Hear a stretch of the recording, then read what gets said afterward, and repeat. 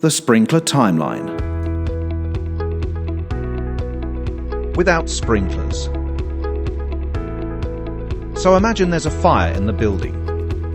We have ignition. The fire starts to grow. At this point, someone may notice the fire and could intervene. That could be to use a fire extinguisher or raise an alarm. If the fire is not contained quickly, it will continue to grow. After about 2 minutes, it's generating enough smoke or heat for any form of detection that is present to operate. If present, it could alert people who are unaware of the fire in the building. At the same time, it could generate action. That action could be for somebody to investigate the alarm so that they can call the fire service. It may generate an alarm that is received by a remote monitoring station which alerts the fire service. In the absence of a system to detect a fire, we are reliant on somebody noticing the event. At about 5 minutes, unless somebody has intervened, the fire is continuing to grow strongly. Smoke will start to propagate from the fire. The temperatures at the ceiling reach over 100 degrees centigrade. By this stage, in an occupied building, the fire service will have been alerted to the fire. They may have challenged the call to confirm it's an emergency, and then started on their journey to the location.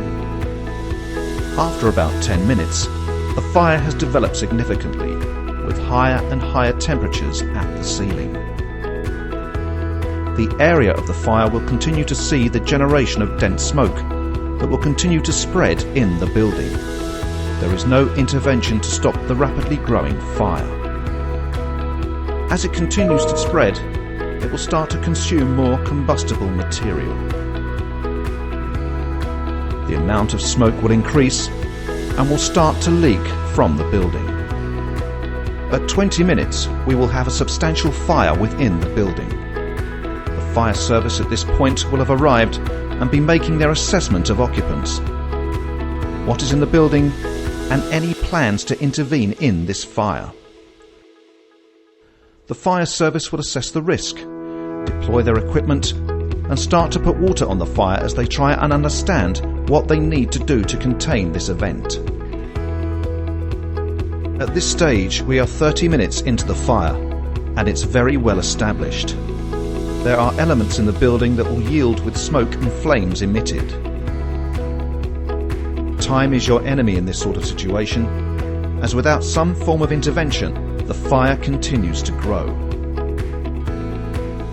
We transition into a phase where the fire service will try and contain the fire to a sector within the building or just go to the building itself.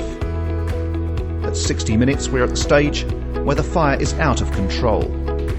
Actions have transitioned into a phase where large parts of the building are unsafe. A lot of material within the building will have been consumed or on its way to being consumed by the fire.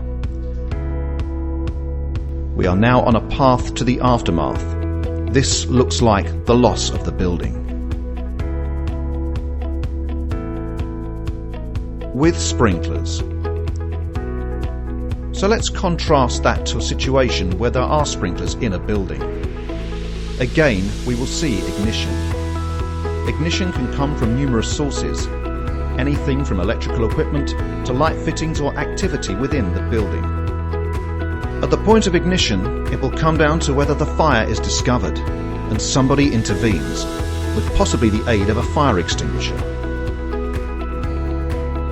If the fire is allowed to grow, after about 2 minutes it will be exactly the same as the first scenario. It will be generating enough smoke or heat for any detection that is present to operate. Temperatures will rise at the ceiling, and possibly combustible material will be involved in the fire as it begins to spread. We will start to see smoke generated and spreading from the fire. However, at the point where a certain temperature is reached at the ceiling, typically around 68 degrees centigrade, we're going to see the deployment of a sprinkler. Water is released from the sprinkler head. The flow of water can trigger a wider alarm. Contrary to what you might see in the movies, only the sprinklers in the immediate area of the fire open. We will then see water being deployed onto the area of the fire to suppress it and cool material that's closest to the fire. We will also start to see the dark smoke generation replaced by lighter smoke and steam coming from the fire area. During this period of time, the fire service will be alerted by somebody in the building, or indeed once the sprinklers deploy. The sprinkler system will be connected to an audible sprinkler alarm. Again, the fire service will confirm the alarm before a firefighting response is sent.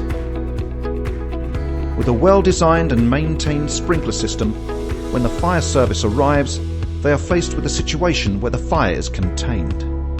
In terms of their assessment of what's happening, it's very clear. The fire is being controlled. The fire service will take control of the situation in terms of monitoring. They will mop up the fire and finally extinguish it using hoses. Once the fire is completely out, they can work with the building owner to decide when it is appropriate to turn the sprinkler system off. The client or the building owner can start to clean down the building and reinstate the sprinkler system before returning to work. The contrast between the two scenarios is very clear. In one, the business returns to work in hours or days, while in the other scenario, you are dealing with damage to a complete building, which can mean months of disruption and financial implications.